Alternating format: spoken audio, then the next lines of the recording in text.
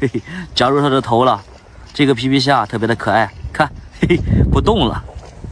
这个沙滩上被出现了好多的贝壳，哇，这里还有一个这么大的贝类海鲜啊，这个是个月亮贝吧？我的天啊，在这儿发现一个这么漂亮的小可爱啊，可惜已经死掉了。这个就像外来的生物一样。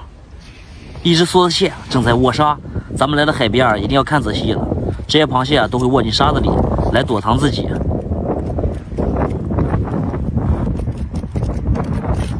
在这个礁石区里竟然发现了一个大货。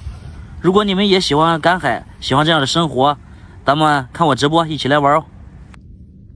快手，拥抱每一